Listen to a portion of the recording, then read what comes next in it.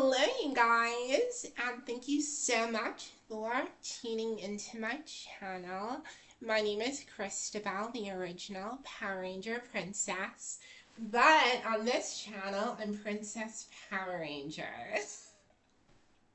Got through the damn intro. Oh my gosh, you guys, it has been such a long time since I've been able to sit down and make a video. Please excuse the camera. Like, I'm just using my laptop's camera.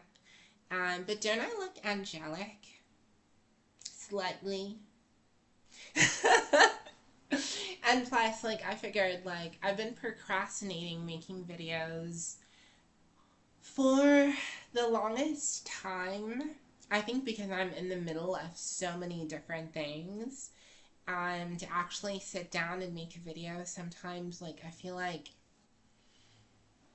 my comeback video is going to be, like, done with proper lights and amazing, like, background. But, nah, I decided, you know what, if I'm going to wait for the perfect moment to make a video, I'm never, ever going to make a video. But anyways, long enough intro. I've missed you guys. I've missed you so much. I just wanted to talk about just a lot of things that have been going on. So I moved back to Cape Town, South Africa. I moved back to South Africa in like May, and I'd been living in Thailand for a year and a half. And being back has been like interesting in that in Asia I faced a lot of racism, but in South Africa I sometimes face transphobia. I learned very early on that I would rather deal with transphobia than racism. But that's just me. But the one thing I think that I've really struggled with, and this is something that I've struggled with before I left South Africa and even in South Africa, and that is just how draining being stealth is, how draining passability is, how draining it is to have to ask yourself if somebody knows whether you're trans or not. You know what I mean? The reason it's draining is once you get to a point in your life where you reach the female threshold and the majority of people that you interact with just assume that you were naturally born female, you start to experience this weird kind of like guilt or imposter syndrome. Imposter syndrome in the sense that when you're talking to somebody and you're trying to make friends with someone, I sometimes feel that in order to be honest and authentic, that I need to mention that I'm trans, because it's not anything that I'm embarrassed of. Instead, it's something that I'm proud of. And I'd rather know early on as opposed to later in the friendship or relationship if you're transphobic or not, you know? But just living in that space where you carry this kind of like imposter syndrome, or you carry this feeling like you're not allowed to take up space anywhere you're at. You have to almost apologize for your existence. I've struggled with that so much. And it's so funny because when I began my transition and I looked hella brick and hella clocky, I just was desperate to get to a point where I could just move through society and nobody knew that I was trans. I wanted to almost, there was a stage early in my transition, and I'm going to be 100% honest, but there was a stage where I would entertain ideas of like tricking men or tricking people, or just going through life and no one knowing that I'm trans. And of course, you know, I never intentionally ever went out and tried to do that. But, you know, there were points in my life where I entertained that fantasy and thought about how amazing and adventurous it would be. Nah, bitch. When people don't know you're trans and you're the one that knows, it's hella like draining. You become anxious, like you just don't feel free. That's why they fucking call it clocking, because it takes a couple of minutes before the person starts to pick up a few things about you. And sometimes, especially when you're dealing with guys, especially when you're dealing with men, there is these undertones of like danger, if that makes sense. I'll never forget this one time. I was living here in Cape Town, and I was sitting outside, my flat where I stayed. And I was actually sitting just outside looking at the mountain. It was about like 9 o'clock. And tell me why. Tell me why. Tell me why. Um, this literal drug lord, like drug dealer, he walks past me, he sits down next to me, and we're talking and whatever, and he's trying to like recruit me to work for him, and he's hitting on me, and he's talking about how pretty I am. And then as we're talking, he starts like checking me out, and he's like, why are your hands so big? Were you a man before? And I just sat there thinking to myself, like, holy motherfucking hell, hang on. I thought, holy motherfucking hell, this guy literally, if I tell him that I'm trans in this moment, it could be my life. Like, I've been in so many situations like that where I actually have been either beat up, assaulted, well, which is the same thing, almost thrown over a balcony. Like, I've had a lot happen to me. And I've seen just, like a lot of violence from people.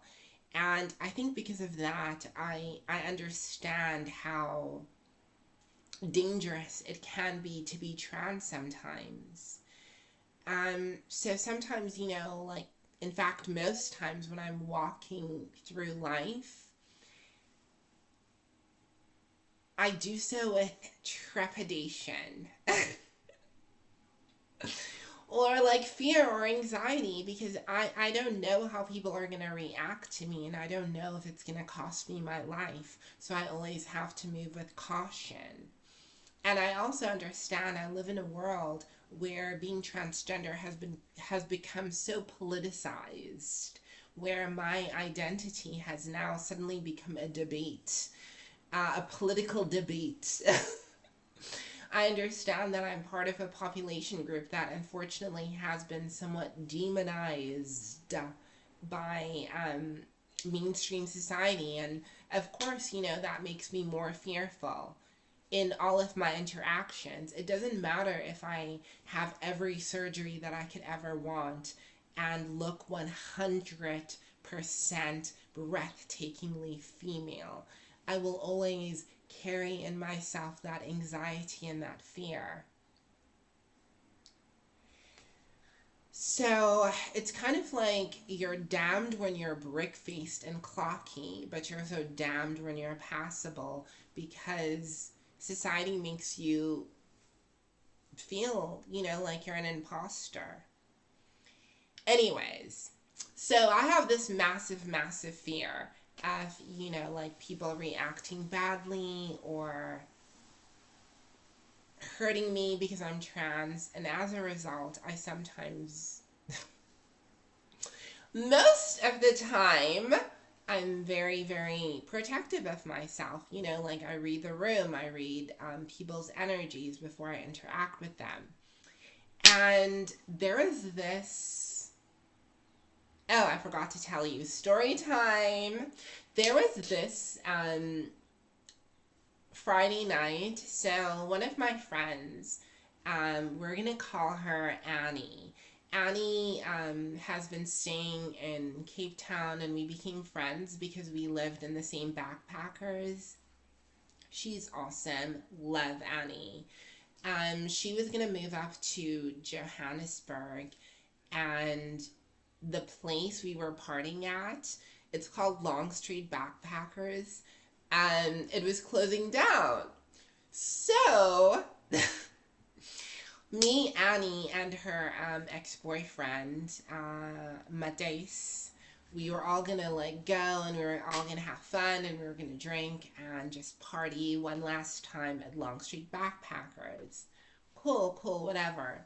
So me, Annie, Madeis, Dylan, and Heyyyy, we all go to Long Street Backpackers, and we're having fun, we're dancing, we're just vibing.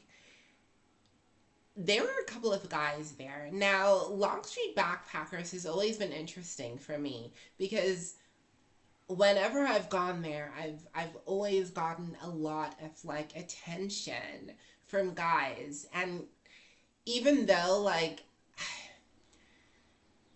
I hated when guys don't know that I'm transgender, I also secretly love it when I go to a nightclub and I get a lot of attention from different guys. Like, it just makes me feel so, and I hate to say it, cunty. It makes me feel so fish, like Little Mermaid girl. So I was at Long Street Backpackers, and there were a couple of guys trying to talk to me, getting my number. A couple of drunk, sloppy ones trying to like make out with me. Girl, I felt like that girl. It was so much fun. And there was this one guy. Tell me why in the hell am I? And it's always with a white guy. There were so many other guys at that place. So many other guys at that place. There was a Ghanaian guy. There was this other like South African German guy. Like, there was another one that I forgot. There was a third one. There were so many other guys, but it's always with the white guy. And I think sometimes I always end up with a white guy because I know like when I'm with white guys, I, for whatever reason, or I believe that I reduce the risk of me being assaulted. Let's not lie. Our black culture can be very transphobic. So if I'm gonna fuck around, let me fuck around and find out with a white dude. He's less likely to hurt me. I'm sorry I said it. I know it sounds terrible, but I fucking still love black guys though. God. But anyways, I end up with this white guy, and we're gonna call him Gendre. So Gendre was from the Eastern Cape like me, and he was just very, very sweet. He was very protective over me, Heyyyy, and Annie, and we were all just dancing and having a good time. I figured that he liked me because I asked him, like, I needed to charge my phone, and he gave me his, he went upstairs to his room and gave me his, what do you call these things? These portable chargers? Phone bank. He gave me his phone bank, and he was like, it's really special. I got it from a special person. Please take care of it. And I also noticed that when other guys would talk to me, Gendre would stop whatever he was doing and look at me. So I was kind of like, yeah. I was like, yeah, these boys are feeling me. Ugh. Ugh. Anyways, so we end up being like the last few people at Long Street Backpackers when it was about to close. Like, me, Annie, and Heyyyy decided we were going to try and walk back to our backpackers, but Jandre was like, no effing way are you ladies gonna walk back. He was like the perfect gentleman. He got us like an Uber. He was like opening like gates for us, telling us to like, he'd be like, stop ladies, I'll tell you when to go. And then he'd be like, okay, it's safe. You can come now. And we were like, I don't know, he was so protective over us. It was so cute. He was like so super, super, I don't know, really sweet and protective. And he just wanted to make sure that we all got home safe. There's a reason I mention this. So we get to the backpackers and we drop off Annie and Heyyyy. Now, at this time, I stayed at an apartment for like about a month, and then shit went down and I had to get out of there. So I'm back at the backpackers.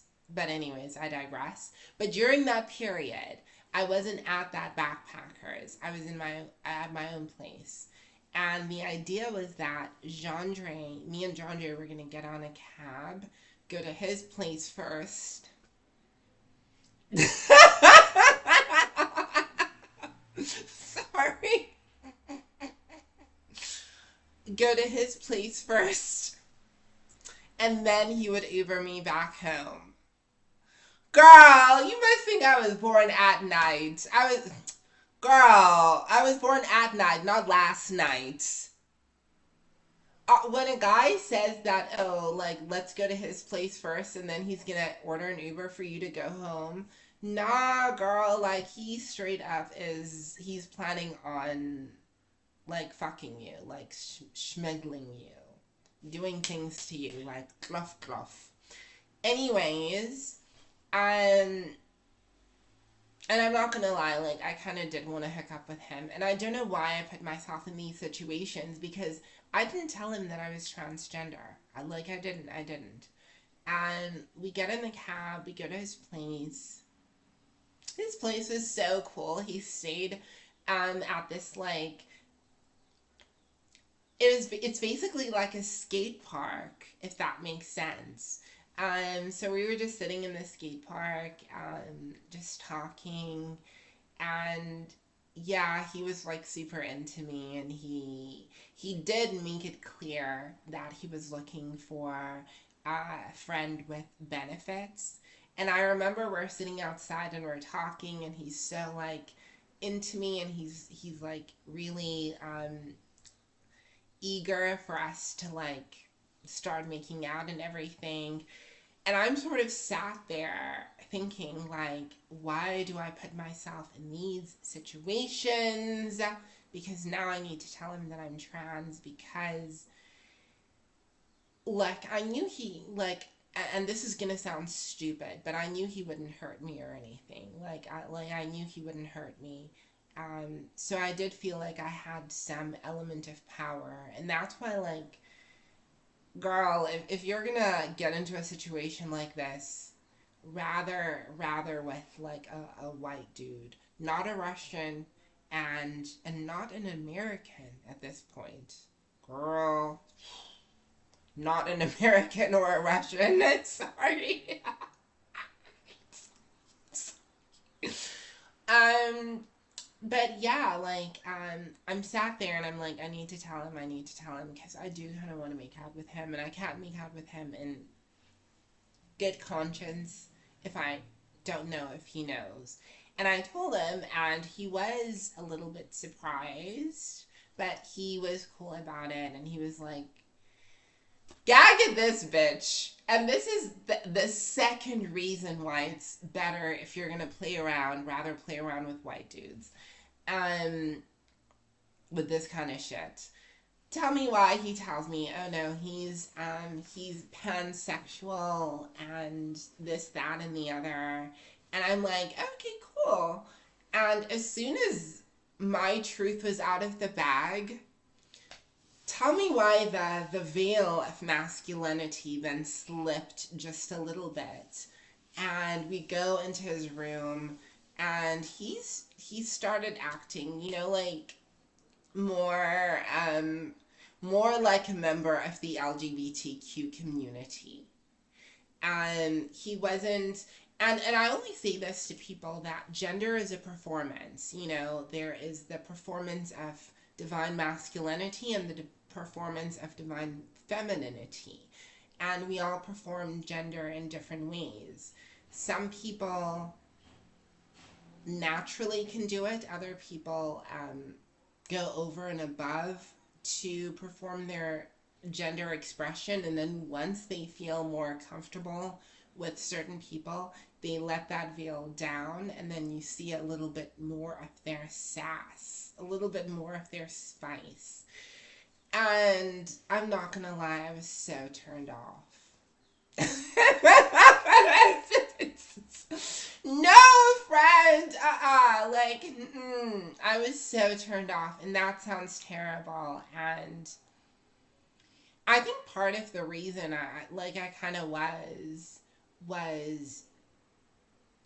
there was such, like, I don't want to say like a big difference in, how he was acting before and how he was acting now. Like, and I'm just gonna be honest, like, I think if he had been more like flamboyant in that type of way when we'd first met, I probably wouldn't have like been nervous about telling him, and I probably would not have, I don't know, like, I probably wouldn't have gone home with him. Um, hey, but girl, let's talk about when we hooked up and what actually happened. So, like, we get into bed, and oh my gosh, I have missed cuddling so much. Like, Jean was the best cuddler known to man. Tell me why this boy was also choking me during this cuddling. Friend, the most was happening, and just being in someone's arms and being held just, it was so nice. It was so nice. It was so nice, like, when he like trapped my legs with his legs so I can like move them, and he had like his arm, like his hand around my neck. Girl, like, listen, it was nice. I enjoyed myself. But I wish I didn't have to go through like this, all of the mental wherewithal of having to tell someone, having to expose myself, having to be vulnerable, having to, you know what I mean? Sometimes I actually think if I wasn't trans, I would have hooked up with people easier. Like, I wouldn't have all of these reservations, you know? Because I'm not gonna lie, I think part of the reason I enjoy sometimes being in like super straight clubs and super cisgender straight clubs, heteronormative clubs, is because, you know, like, I'm able to just go in and be like any other girl there. And I'm treated like I'm Christabel. I'm treated like I'm human. I'm treated like I'm like another pretty black girl in the club. And there isn't this weird fetishization about like my gender identity. And I'll be honest, the way that guys treat real women, like genetic women, and I hate using that term, but I've gotten to a point where I've started using it. But the real reason guys treat genetic women better is partly because they sort of see a future and they respect them in a way that they don't respect us. And I just want to remind you of this. Just because a man's penis is pointed in your direction does not mean that he aligns with your politics, does not mean that he has any empathy for your struggle, and does not mean that he would not hurt you. I wish I didn't have to go through that dating experience with all of these fears. I wish I didn't have to experience people as potential threats. I wish I didn't have to sometimes feel like I'm risking my life just to feel normal. I really wish I didn't have to do that. I also wish that I didn't live in a society where I felt that hiding my true gender identity, like hiding the fact that I'm a woman of trans experience, sometimes means safety. I don't know how we've gotten to a point in society where we are more conservative and more extremist sometimes than what we were in the 80s and 70s and 60s. I don't know. Moving through life dating as a trans woman is so draining sometimes. But just know, like, if you're trying to meet people, if you're a trans girl doing this, know that I see you. I love you. I'm here with you. We're all going through this stuff together. I hope you guys enjoyed my video. I love you so, so much. And I'm so glad I was finally able to freaking make another video. I'm going to do a celebratory dance. It's like... You guys notice how much weight I've gained? Goodness, I'm not depressed anymore. I will see y'all in the next one. Sorry if I was rambling. Thank you if you listened. Love you. Bye.